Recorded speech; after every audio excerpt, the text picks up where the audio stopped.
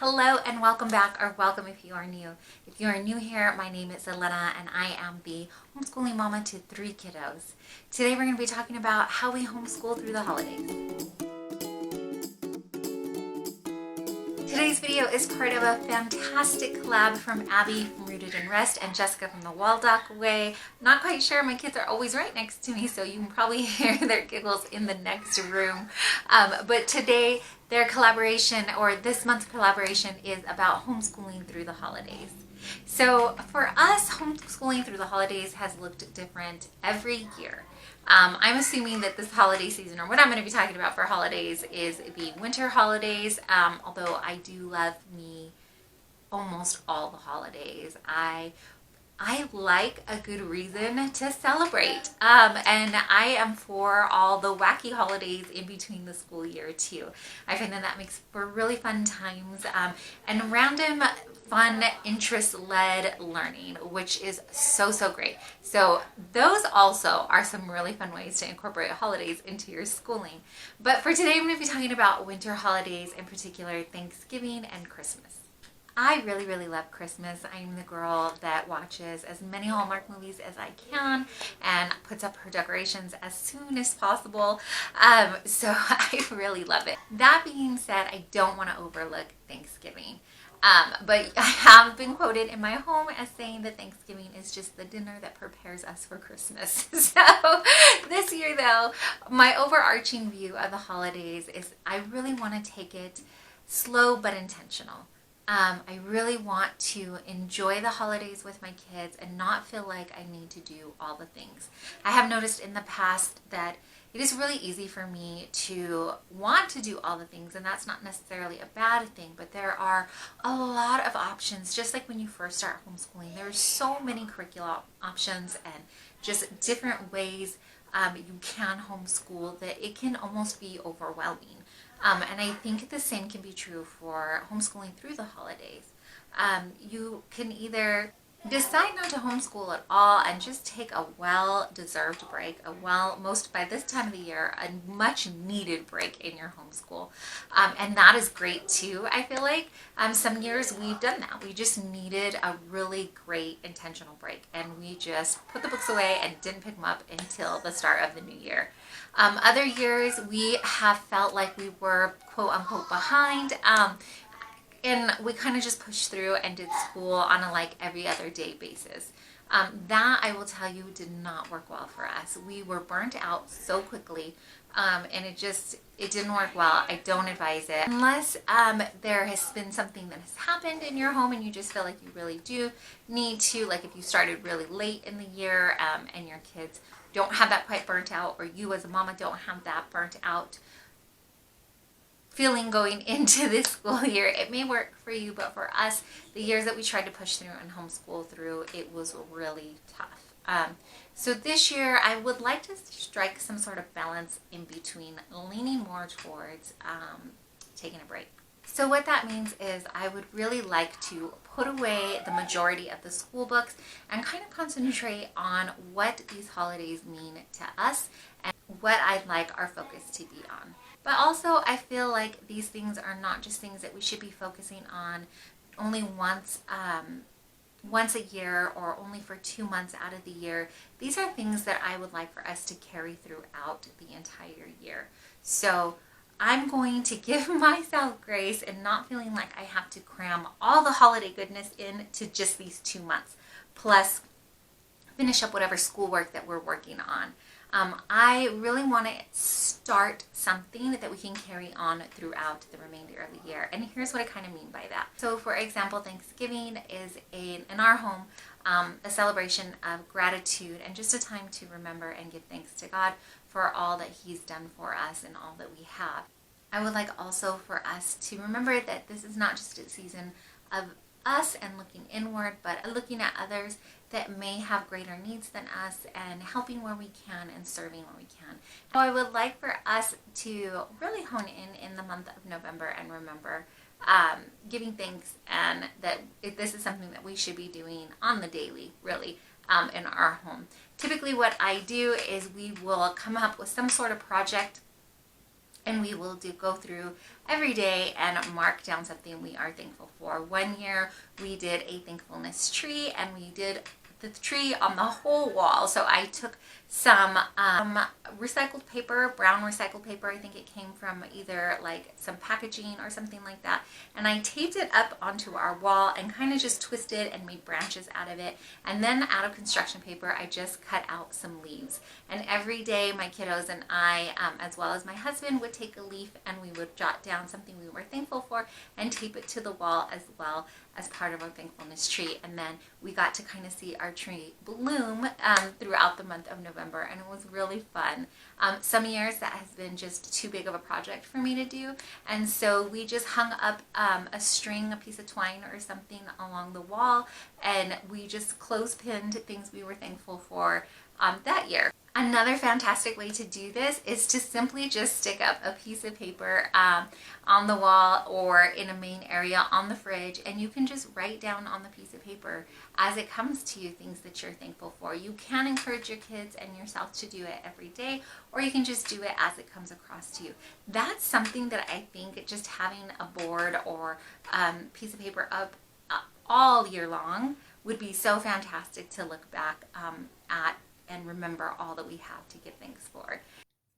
This year we decided to bring back our thankful turkey, and so I'm just taking a brown paper bag here that my daughter had used for some crafts, so it's kind of already torn in pieces, but I opened it up, and then I'm going to find some circle things in the house to trace out 2 circles, one larger one smaller one for the head, and then I'm going to trace around them and cut them out. Next, I'm going to grab some colored construction paper that we have, and I'm just going to grab just a couple different colors and draw out a really simple pattern to make feathers. These are really, really simple. So I'm going to go ahead and cut those all out, and then I'm going to let my daughter be the first one to put something she's thankful for on the feather. Just a side note, I didn't tell her what to write. She wrote it by herself, and then we're going to tape it up, and we'll continue to do that throughout the month.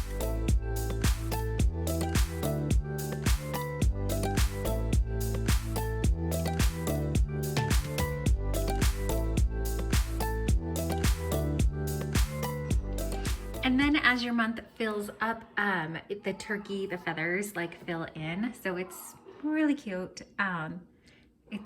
It just gets cuter as it goes. So we're gonna fill in our little turkey this year. We just have it on a wall in our kitchen here for us to look at. But that's another idea, another grateful, thankfulness idea. So that's some examples of things that we've done for the month of November, and reminding us to give thanks throughout that month. And then I would love to have it carried on throughout the remainder of the year too, and into the next year. As far as studying and getting schoolwork done, I did at the beginning of the year go ahead and look over my calendar and fill out which times we wanted to have our holiday break. So I did take off a little bit of extra time for us this year because I just really, like I said, wanted to be intentional with having time off, because I know that when we try to put in, as tempting as it is for me, I want to try to like cram in as much school as we can, and I really had to sit down and ask myself why. What did I think I was behind? What was happening? Who was I chasing or racing in this? And I just couldn't come up with a good enough answer. So I really want to be intentional about giving break and giving time and enjoying the freedom of homeschool that we have. So this year we are going to take a little bit of a longer break. And then also, as I'm preparing dinner for my family, it typically is me doing the majority of the cooking. So I like to have my kids help us out and do some cooking with me, and then there's always learning in that, and fun and family time all rolled into one. One thing we have done for the past maybe 2 Thanksgivings, I'm not quite sure, 2 to 3 Thanksgivings, is read the Cranberry Thanksgiving book. This is just a fun little book, and on the back it has a recipe for grandmother's famous cranberry bread. So we started cooking this cranberry bread, and it just became something that my kids have asked for every year. So that's something that we do that is part tradition. The story is really sweet. If you've not read it before, it talks about a grandmother and her granddaughter, and every year they invite a special guest over for Thanksgiving dinner. And this year the granddaughter gets to choose one of the guests that she's going to invite, and the person she chooses on the outside seems to not be the most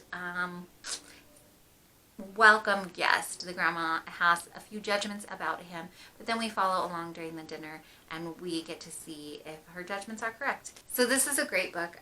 We really enjoy it, and then we really enjoy making the cranberry bread with it. So that is a suggestion if you're looking for a fun tradition to start, and it's super simple. Reading a book, having some bread, and then of course after you have the bread, the time you spend together eating and enjoying that.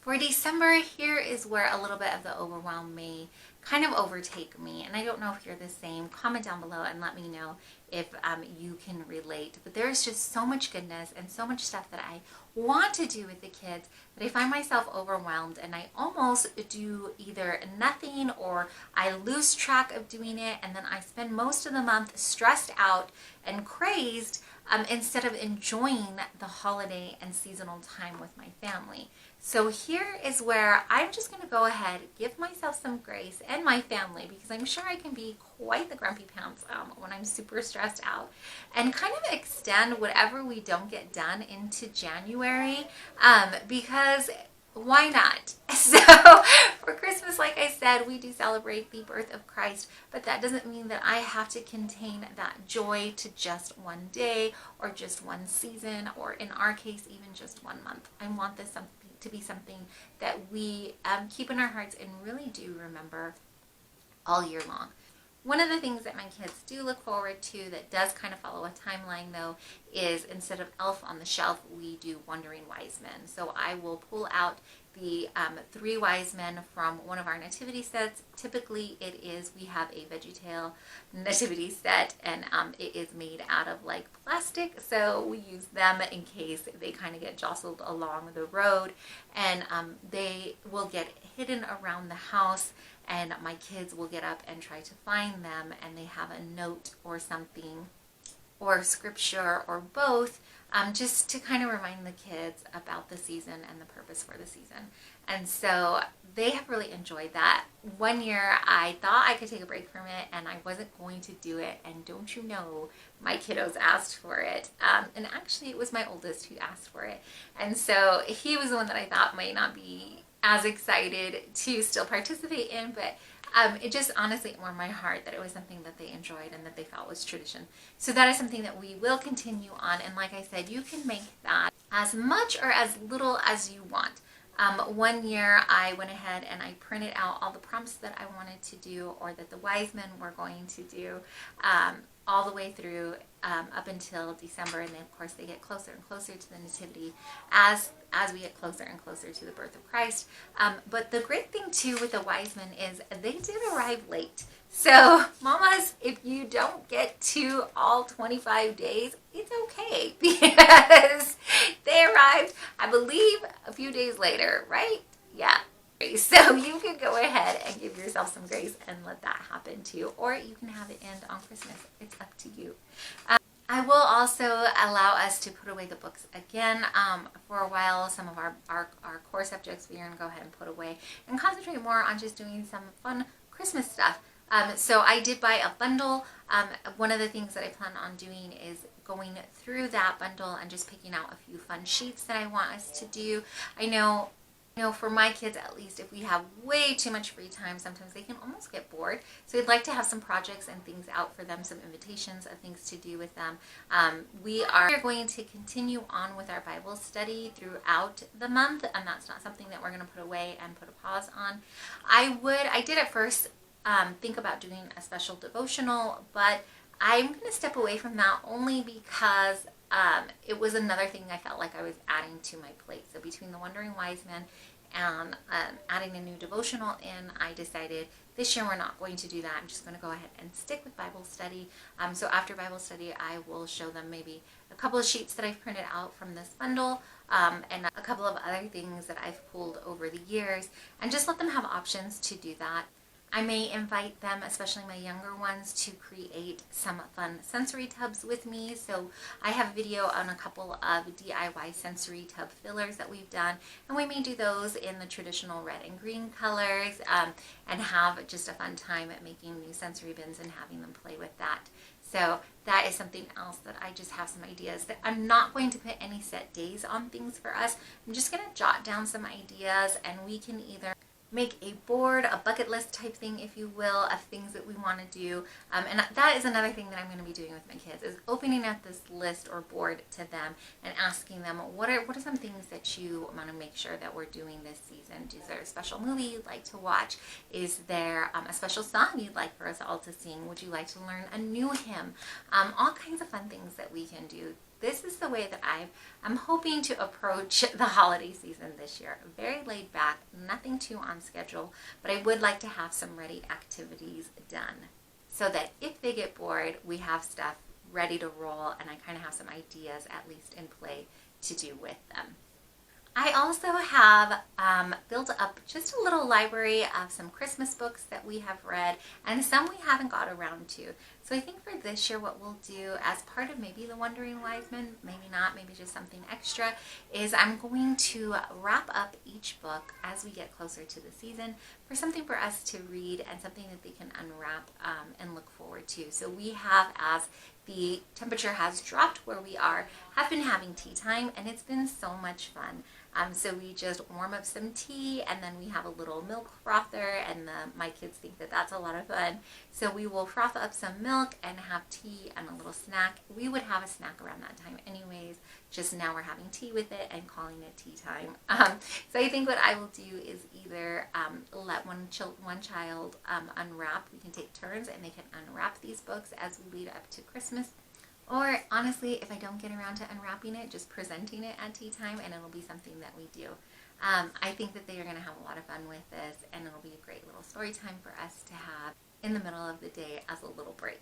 And then, like I said earlier, I am a big Christmas girl, so there will be walks to see Christmas lights. I would like for us to get out in the snow where we are now. It does snow, and it is still a new kind of thing for my kids. So I think that going out and playing in the snow, but also going around in the neighborhood and maybe shoveling a few sidewalks for people as just a way to give back would be nice. And I think that's something that we can all participate in.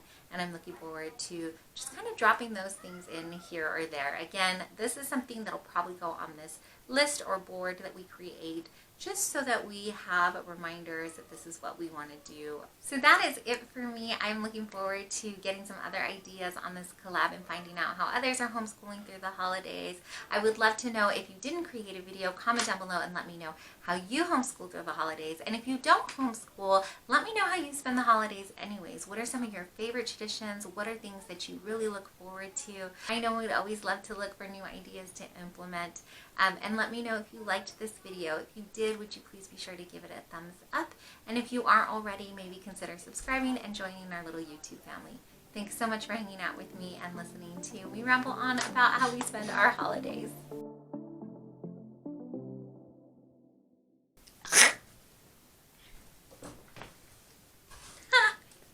I changed my shirt and you can't even see it.